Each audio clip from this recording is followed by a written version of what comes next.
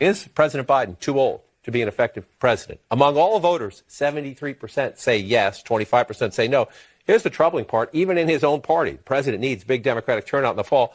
More than half, 56% of Democrats say they think he's too old to be an effective president. 56% approve of his performance right now in office, 61% disapprove. That means a lot of Democrats. And America is safer today than when I took office. Year before I took office, murder rates went up 30%. 30% they went up.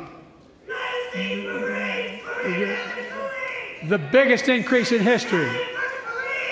It was then, through my...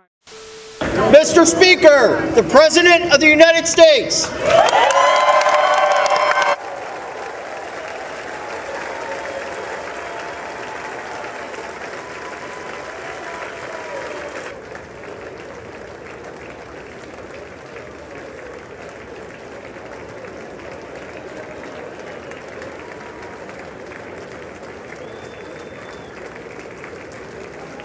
Good evening.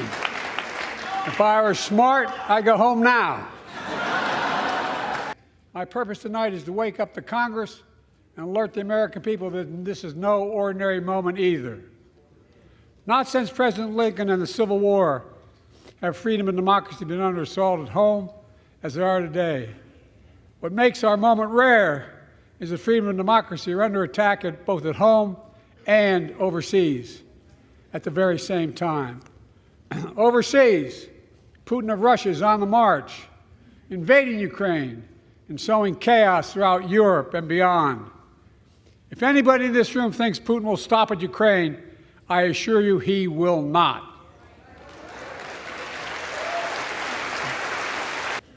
I say this to Congress, we have to stand up to Putin. Send me a bipartisan national security bill. History is literally watching. History is watching. If the United States walks away, it will put Ukraine at risk. Europe is at risk. The free world will be at risk, emboldening others to do what they wish to do us harm. My message to President Putin, who I've known for a long time, is simple. We will not walk away.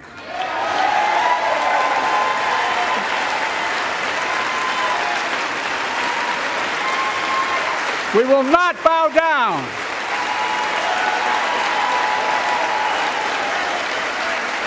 I will not bow down. In a literal sense, history is watching. History is watching.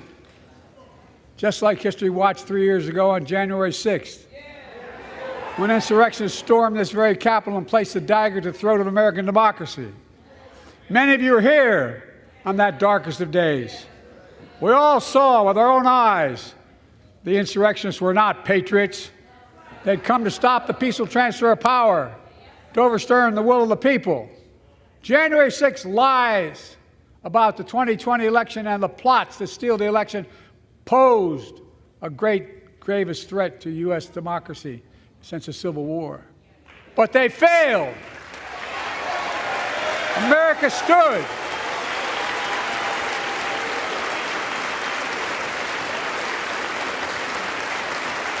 America stood strong and democracy prevailed. We must be honest. The threat to democracy must be defended. My predecessor and some of you here seek to bury the truth about January 6th. I will not do that. This is the moment to speak the truth and to bury the lies. Here's the simple truth. You can't love your country only when you win.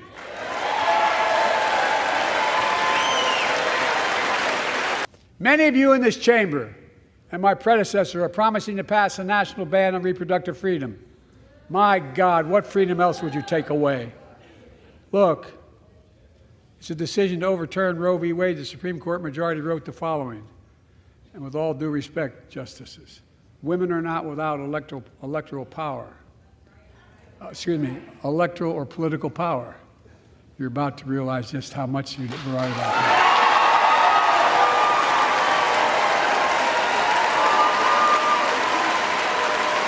Clearly.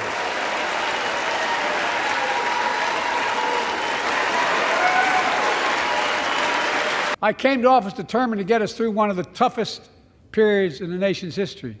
We have. It doesn't make news in 1,000 cities and towns. The American people are writing the greatest comeback story never told. The vaccines that saved us from COVID are now being used to beat cancer, turning setback into comeback. That's what America does. That's what America does. Say to the American people, when America gets knocked down, we get back up. We keep going. That's America.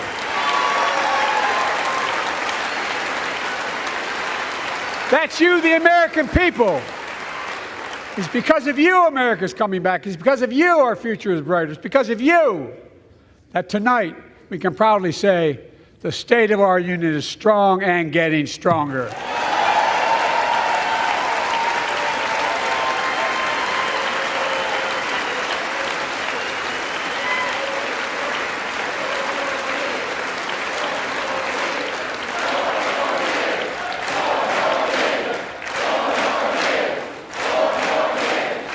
I'm going to get in trouble for saying that, but if you want to get an Air Force One and fly to Toronto, Berlin, Moscow, even Moscow, probably. And bring your prescription with you, and I promise you I'll get it for you for 40% the cost you're paying now. Same company, same drug, same place. Well, my predecessor, and many in this chamber, want to take this prescription drug away by repealing the Affordable Care Act. I'm not going to let that happen. We stopped you 50 times before, and we'll stop you again. In fact, I'm not only protecting it, I'm expanding it. By the way, the first couple of years, we cut the deficit. Now, let me speak to the question of fundamental fairness for all Americans. I've been delivering real results in fiscally responsible ways. We've already cut the federal deficit. We've already cut the federal deficit over $1 trillion. I signed the bipartisan deal to cut another $1 trillion in the next decade. The deficit will hit $2.3 trillion this year. That's 25% larger than it had previously forecast. The gap between what the government spends and what it earns widened to $1.7 trillion in the fiscal year that ended last month. This month, the Treasury statistics showed that the federal deficit swelled by about 96% between March of last year and March of this year. Imagine what that could do for America. Imagine a future with affordable child care. Millions of families can get they need to go to work to help grow the economy. Imagine a future with paid leave, because no one should have to choose between working and taking care of their sick family member. Imagine a future of home care and elder care, and people living with disabilities so they can stay in their homes and family caregivers can finally get the pay they deserve. In fact, the snack companies think you won't notice if they change the size of the bag and put a hell of a lot fewer, same size bag, put fewer chips in it. No, I'm not joking. It's called shrinkflation. Pass Bobby Casey's bill and stop this. I really mean it. Probably all saw that commercial on Snickers bars. You get charged the same amount, and you got about, 10% fewer Snickers in it. Look, I'm also getting rid of junk fees. In November, my team began serious negotiation with a bipartisan group of senators. The result was a bipartisan bill with the toughest set of border security reforms we've ever seen. Oh, you don't think so? Oh, you don't like that bill, huh? That conservatives got together and said it was a good bill? I'll be darned. That's amazing. That bipartisan bill would hire 1,500 more security agents and officers, 100 more immigration judges to help tackle the backload of 2 million cases, 4,300 more asylum officers, and new policies so they can resolve cases in 6 months instead of 6 years now. It mandates a shutdown if the daily average of encounters hits 5,000. It ends the Biden administration's use of catch and release and creates a new border emergency authority where the president can just shut her down.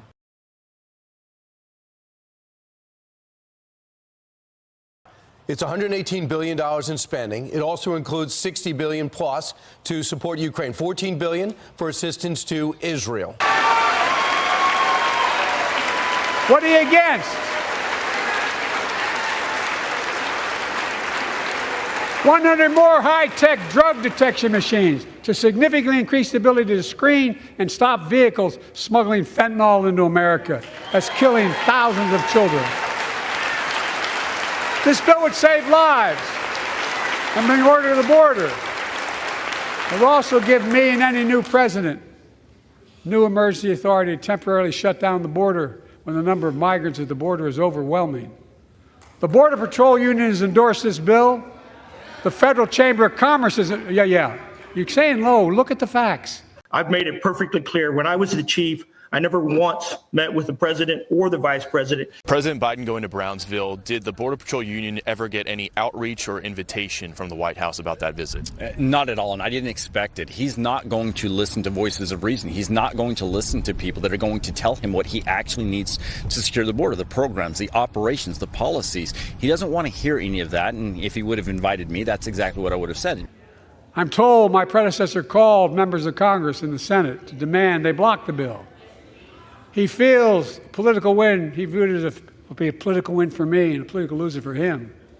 It's not about him, it's not about me. I'd be a winner, not really.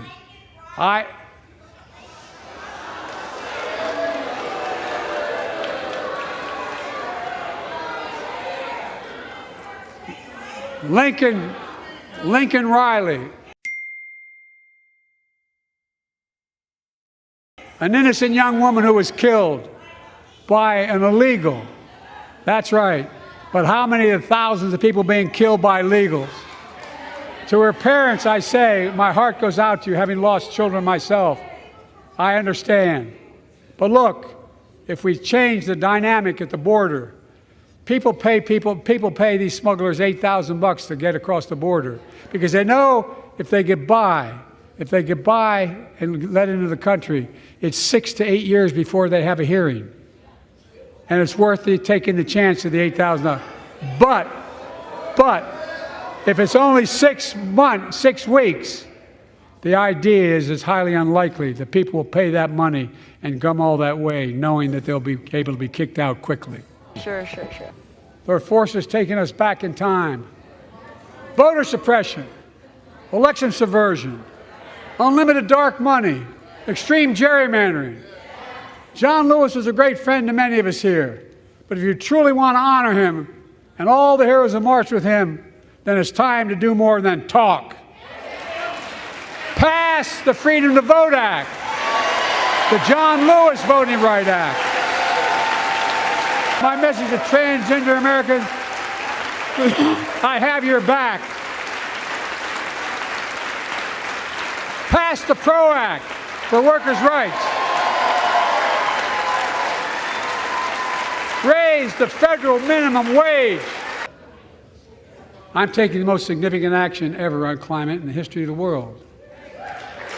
I'm cutting our carbon emissions in half by 2030. All Americans deserve the freedom to be safe. And America is safer today than when I took office. Year before I took office, murder rates went up 30%. 30% they went up. The biggest increase in history. It was then, through my American Rescue Plan, which every American voted against, I might add. We now must beat the NRA again. I'm demanding a ban on assault weapons and high-capacity magazines. Pass universal background checks. None of this. I taught the Second Amendment for 12 years. None of this violates the Second Amendment or vilifies responsible gun owners. It's a total fabrication. You know, as we manage challenges at home, we're also managing crises abroad, including in the Middle East. I know the last 5 months have been gut-wrenching for so many people, for the Israeli people, for the Palestinian people, and so many here in America. The United States has been leading international efforts to get more humanitarian assistance to Gaza. Tonight, I'm directing the U.S. military to lead an emergency mission to establish a temporary pier in the Mediterranean on the coast of Gaza that can receive large shipments carrying food, water, medicine, and temporary shelters. I've heard many of my Republican and Democratic friends say that China is on the rise and America is falling behind. They've got it backwards. I've been saying it for over 4 years, even when I wasn't president. America's rising. We have the best economy in the world. Just 31% of Americans approve of how Biden is handling this economy, 56% disapprove. And this is interesting. Just 13% of Americans say they've gotten better financially since the president took office. Remind us that we can do big things, like end cancer as we know it, and we will. Let me close with this. Yay!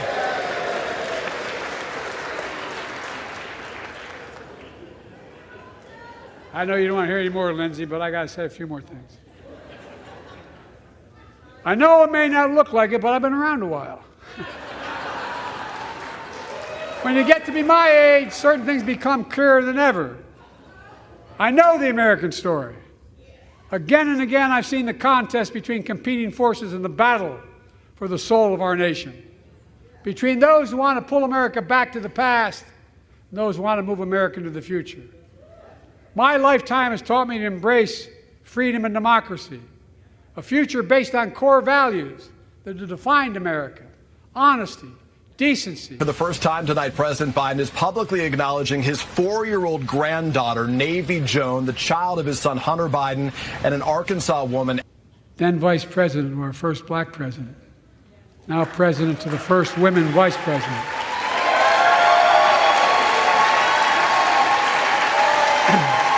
Vice President Kamala Harris received the worst rating in the history of that NBC poll. She had a negative net rating of 17 in her first 2 years of office.